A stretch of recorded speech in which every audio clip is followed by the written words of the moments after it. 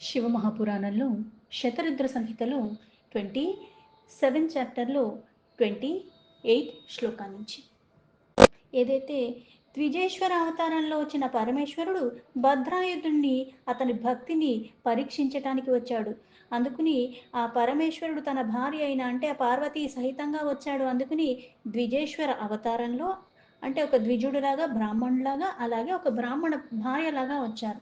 అలాగే మాయా పులిని సృష్టించాడు. ఆ పులి వీళ్ళని తరుముకుంటూ వస్తున్నట్టుగా రక్షించమని వేడుకుంటున్నట్టుగా ఆ రాజు చూస్తుండగానే తన ఆయుధాలు చేత్తో పట్టుకుని ఉన్నా సరే ఆ మృగం మీద బాణాలు వేసినా సరే దాని మీద పెద్ద ప్రభావం ఏం చూపించలేదు.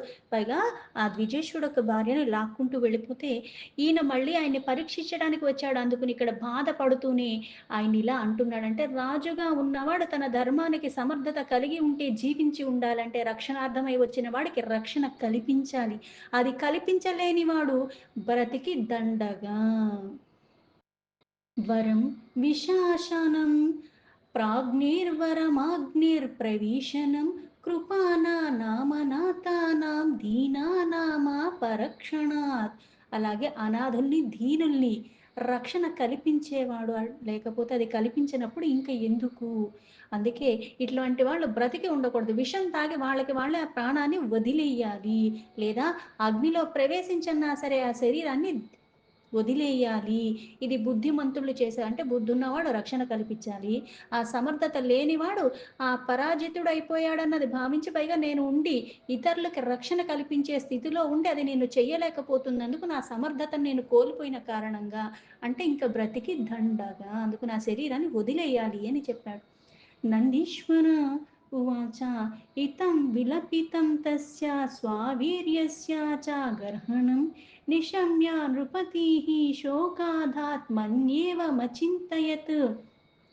నందీశ్వరుడు మళ్ళీ ఇలా చెప్తున్నాడంటే ఈ ప్రకారంగా బ్రాహ్మణ రూపంలో ఉన్న పరమేశ్వరుడు ఇలా విలపిస్తూ విలపిస్తూ బాధని అలా బాధపడుతూ ఉండి అలా నోటికొచ్చి ఇంతలాగా బాధలో ఆ రాజుని అంటే భద్రాయుని ఇన్ని మాటలు అనేశాడు.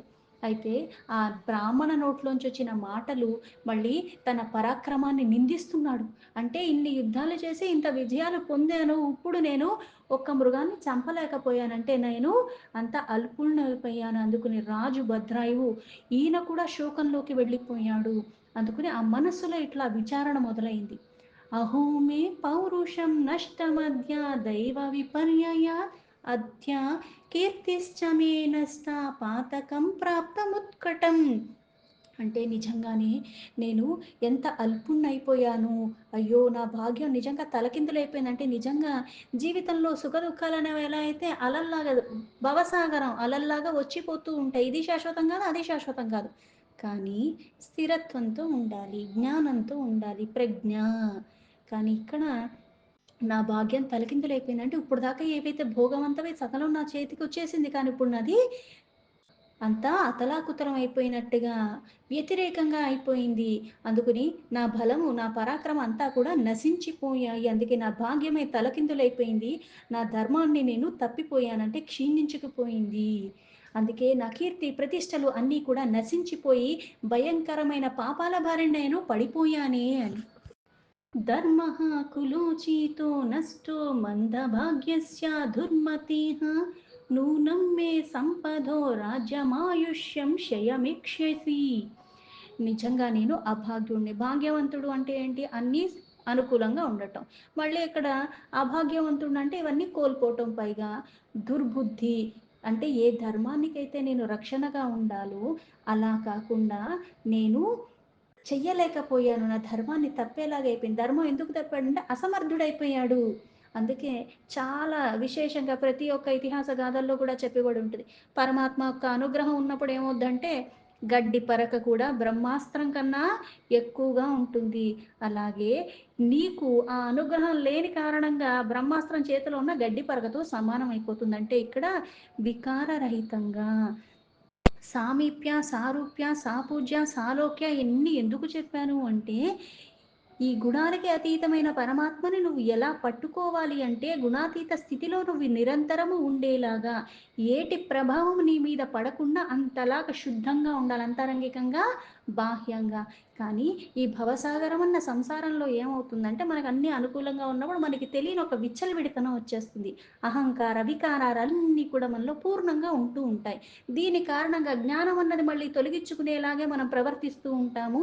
అజ్ఞాన వశానికి వెళ్ళిపోతూ ఉంటాము. అందుకే ఇక్కడ ఏ ధర్మానికి రక్షణ కల్పిస్తూ ఉండాలి. కానీ ఇక్కడ నా ధర్మాన్ని నేను తొలగేలాగా సమర్థతను కోల్పోయాను. దుర్బుద్ధి, నా కులధర్మము, పైగా నేను ఉన్న ధర్మము ఇవన్నీ నశించిపోయాయి. అంటే ఇక్కడ నాకు భాగ్యం అన్నది తొలగిపోయింది. అందుకే సంపదలు, రాజ్యము, ఆయువు కూడా నిశ్చితంగా నశించిపోతాయి. అంటే ఒకటి కోల్పోతున్నావు అంటే అర్థం ఏమిటి అంటే క్రమేణా అన్నీ పోతాయి. పాపం వృద్ధి చెందుతుంది అంటే. అంటే ఈ పాప కారణంగా ఏమవుతుంది అంటే సంపత్తులు గాని, రాజ్యాలు గాని, ఆయుష్ గాని ఉండి వ్యర్థమయ్యే స్థితిలో ఉన్నట్టు లెక్క. అంటే ధర్మాన్ని నువ్వు తప్పుతున్నావు అంటే ఇవన్నీ కూడా తప్పిపోతాయి. ఆ ధర్మాన్ని నువ్వు పట్టుకున్నంత మాత్రాన సంపత్తులు, రాజ్యాలు, ఆయువు కూడా వచ్చేస్తుందా అంటే మళ్ళీ రాదు. ఎంత ఆయువు అయితే మనకి ఇచ్చాడో అదే ఉంటుంది. కాకపోతే ఆ ఆయువు కాలం అంతా కూడా నేను ధర్మపరంగా ఉన్న కారణంగా ఆ శక్తి, సమర్థత వస్తుంది. సమభావ స్థితిలో ఉండటానికి. అంతేగాని నువ్వు ధర్మపరంగా ఉన్నావు కదా అని సకల భోగాలు నీ కాళ్ళ దగ్గరికి ఏమీ రావు. వచ్చినా పోయినా సరే ఆ పరమాత్మ మీద ప్రీతి, ఆ జ్ఞానం ఎప్పుడు పూర్ణంగా ఉండే స్థితిలో ఉంటావు. స్థిరత్వంతో ఉంటావు. అధ్యచైనం ద్విజన్మానం ఇతధారం శుచార్ధితం హతశోకం కరిష్యామి దత్వా ప్రాణానతి ప్రియాన్. అయితే ఈ బ్రాహ్మణుడు నేను రక్షించలేకపోయాను. ఎందుకంటే ఆయన భార్య పులి పట్టుకెళ్ళిపోయింది. అందుకే ఆయన అంతలాగా బాధకి లోబడ్డాడు. అయితే ఈ బ్రాహ్మణుడికి నేను ప్రియం కలిగేలాగా ఇక్కడ నేను నా ప్రాణాలు ఇచ్చైనా సరే ఆయన యొక్క బాధను నేను తొలగించే ప్రయత్నం చేస్తాను. రక్షించలేకపోయాను, కనీసం ఈ బాధనన్నా తొలగించే ప్రయత్నం చేస్తాను అనుకున్నాడు. ఇతి నిశ్చిత్య మనసా సా భద్రాయు నృపోత్తమః పతిత్వా పాదయోస్తస్య బభాషే పరిసాంత్వయన్. ఇలా ఒక్కసారి ఆలోచించుకున్న భద్రాయు వెంటనే ఆ బ్రాహ్మణుడితో ఇలా అనుకున్నా అంటే ఒక నిర్ణయానికి వచ్చాడు. ఇన్ని ఆలోచనలతో ఉండి ఆ బ్రాహ్మణుడు ఒక పాదాలు పట్టుకుని చాలా వినయంతో, ఎందుకంటే తన బాధను నేను తొలగించాలి అనుకున్నాడు. అందుకే ఆ రాజు ఆ బ్రాహ్మణుడు ఒక చెరలాన మీద పడిపోయాడు. ఆయనకి ధైర్యాన్ని కల్పిస్తూ అప్పుడు ఆయనతో ఇట్లా మాట్లాడటానికి పూనుకున్నాడు భద్రాయు. భద్రాయు ఉవాచ కృపాం కృత్వా మయి బ్రహ్మన్ క్షత్రబంధో హతౌజసి శోకం త్యజామః ప్రాజ్ఞా దాస్యామ్యద్యాతు వాంఛితం. భద్రాయు మళ్ళీ ఇలా ఆయనతో అంటున్నాడు. అంటే ఓ బ్రాహ్మణోత్తమ, నా పరాక్రమం నిజంగానే నశించిపోయింది. అందుకే నేను నిన్ను రక్షణ ఇస్తానని అభయాన్నిచ్చాను, కానీ నేను అది కల్పించలేకపోయాను. అయితే క్షత్రియుల్లో తేజోవంతంగా ఉండవలసింది, కానీ ఇది లోపించిన కారణంగా నాకు అది కోల్పోయాను. అందుకే నువ్వు నన్ను ఒక్కసారి అనుగ్రహించు. అంటే ఈ బాధను తొలగించడానికి నాకు ఒక అవకాశాన్ని ఇవ్వు అన్న భావనలో అడిగాడు. నీ శోకం నేను తొలగించలేకపోయానంటే ఇప్పుడు రక్షణ కల్పించాల్సిన సమయంలో రక్షణ కల్పించుంటే ఇంత శోకం వచ్చేది కాదు. కానీ ఈ శోకం వచ్చింది. ఇప్పుడు ఆ శోకాన్ని నువ్వు వదలటానికి నా మీద కృపతో నీ అభిష్టాన్ని నేను నెరవేరుస్తాను. అందుకని నీకు ఏం కోరికుందో అది నాకు చెప్పు, అది నేను పూర్తి చేస్తాను అన్నాడు. ఇదం రాజ్యమియం రాజ్ఞి మమేధం చ కలేవరం త్వద్ధీనమిదం సర్వం కిం తే అభిలాషితం వరం. అయితే ఈ రాజ్యము, అలాగే ఇక్కడున్న నారాన్ని కానీ లేకపోతే ఈ నా శరీరాన్ని కానీ ఏదన్నా సరే ఇప్పుడు నీ ఆధీనము. ఎందుకంటే నేను ఇవన్నీ చెయ్యలేకపోయాను కాబట్టి నువ్వు ఈ దుఃఖాన్ని వదిలి నువ్వు కోరింది నీకు ఇచ్చేస్తాను. నా రాజ్యాన్ని అడుగుతావా, నా రాణిని అడుగుతావా, నా శరీరాన్ని అడుగుతావా, నా సర్వస్వం తీసేసుకో, అన్నీ ఇప్పుడు నీ ఆధీనమే. నువ్వు ఏది కోరుకుంటే అది నేను ఇస్తాను. అందుకు నువ్వు ఏం కోరుకుంటున్నావు, నీకేం కావాలి అన్నాడు. బ్రాహ్మణ ఉవాచ కిమాధర్షేణ చాందస్య కిం గృహేర్భైక్షాజీవినః కిం పుస్తకేన మూఢస్య నిస్త్రీకస్య ధనేన కిం. ఆ బ్రాహ్మణ రూపంలో ఉన్న పరమేశ్వరుడు మళ్ళీ ఈ భద్రాయుతో ఇలా అడుగుతున్నాడు. రాజా, గుడ్డివాడికి అద్దంతో పని ఏమున్నది? అంటే ఇప్పుడు నువ్వు అద్దం ఇస్తానంటే నేనేం జేసుకుంటాను? ఇప్పుడు నేను గుడ్డివాడిననుకుంటే, నాకు అద్దంతో పని లేదు గదా! అంటే ఇప్పుడు రాజ్యాన్ని ఇస్తాను ఇవన్నీ చెప్తున్నా అంటే నాకేది కావాలో అన్నది చాలా స్పష్టంగా పరీక్షించటానికొచ్చాడు. అందుకే ఇక్కడ గుడ్డివాడికి అద్దంతో పని ఏముంది? వాడికి దాంతో ఎటువంటి లాభం లేదు.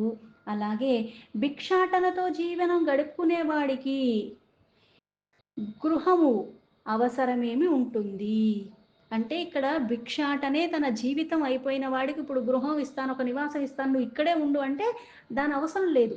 ఎందుకంటే భిక్షాటనతో జీవనాన్ని గడుపుతున్నాడు. అందుకని ఒక ప్రదేశం కదా అని ఎక్కడా కూడా స్థిర నివాసాన్ని చేసుకోడు. అందుకని అతనికి నివాసం కల్పించటం అన్నది మళ్ళీ అర్థం పర్థం లేనిది. అందుకని అది అవసరం లేదు. అలాగే మూర్ఖుడికి పుస్తకాలంటే పుస్తకాల మీద కొంచెం గూడా ఇష్టం లేదు. పైగా వీళ్ళకి చదివే రాదు. పోనీ చదవాలన్న ఇష్టం కూడా లేదు. అందుకని అటువంటి వాడికి పుస్తకాలిస్తా అంటే దానివల్ల అతనికి కూడా ఎటువంటి ప్రయోజనము లేదు. అతోహం హతపత్నీకో భుక్తభోగో న కర్హిచిత్ ఇమాం తవగ్రామహిషిం కామయేతి యతామితి. అయితే ఇప్పుడు ఈ సమయంలో నా భార్య తీసుకెళ్ళిపోయింది ఆ మృగము.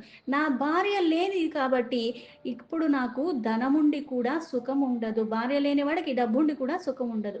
అందుకు నా భార్య లేని కారణంగా, నా భార్యను నేను కోల్పోయిన కారణంగా ఇప్పుడు నేను సుఖాలు అనుభవించలేను. అందుకని నేను సుఖాలు, భోగాలు అనుభవించాలి అంటే నీ రాణిని కావాలని నేను కోరుకుంటున్నాను అన్నాడు.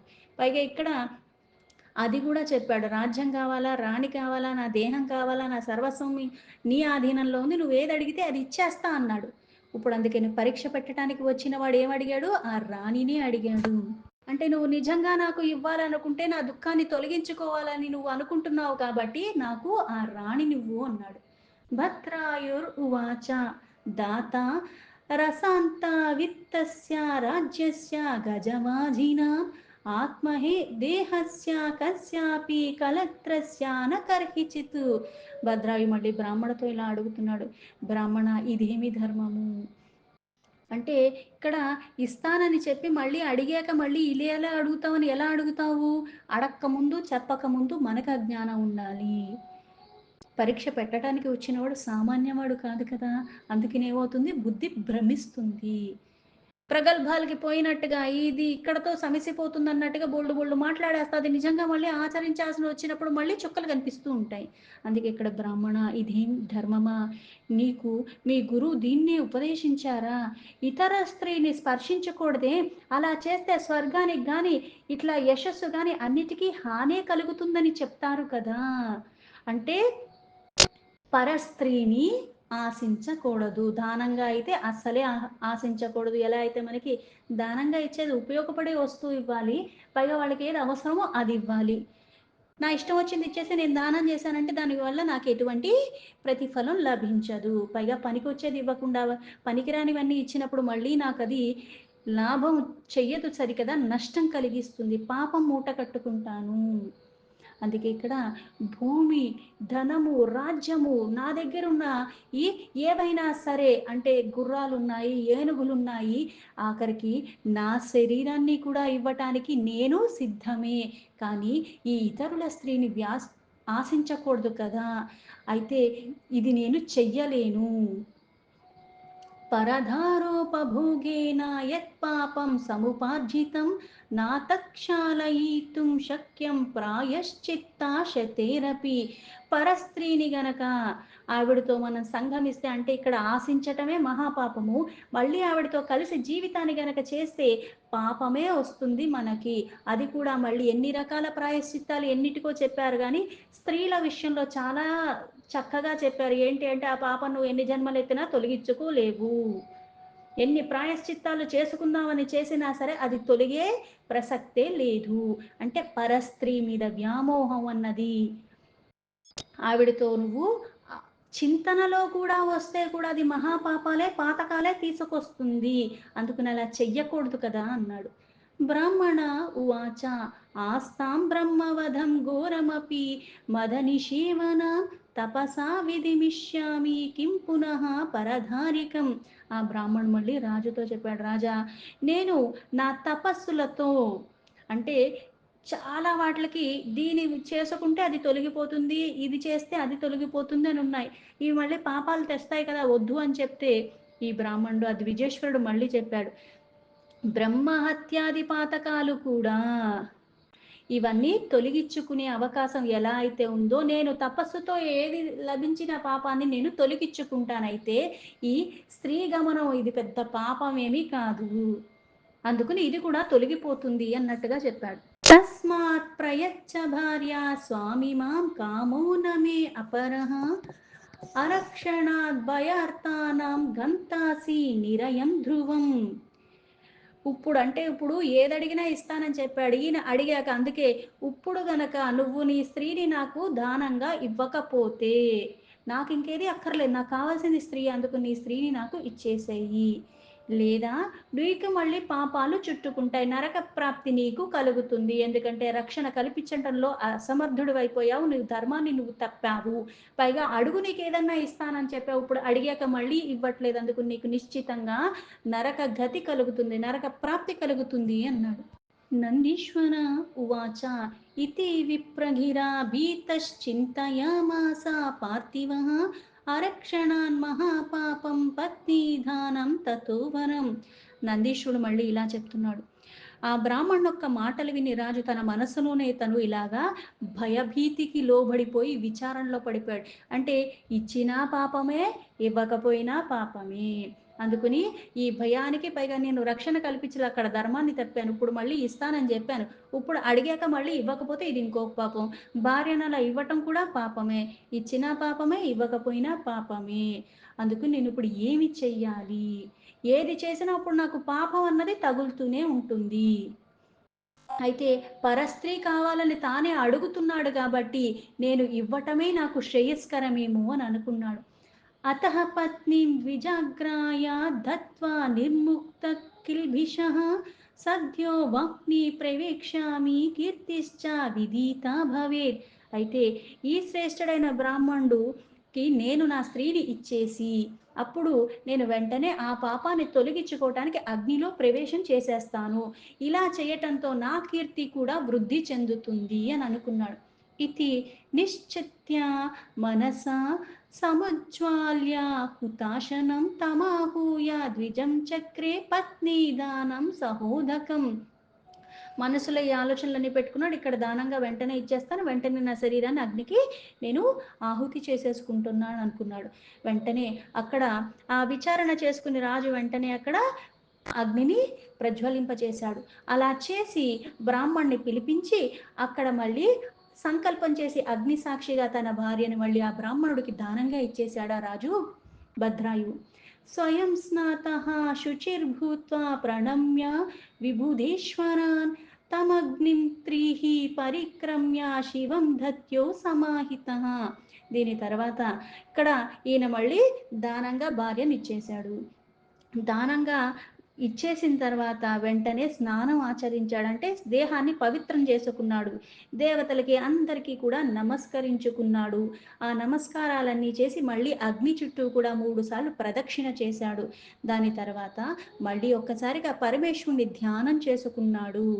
ఆ ధ్యానం చేసుకునే శరీరాన్ని అందులో ఆహుతి చేసేద్దాం అనుకున్నాడు.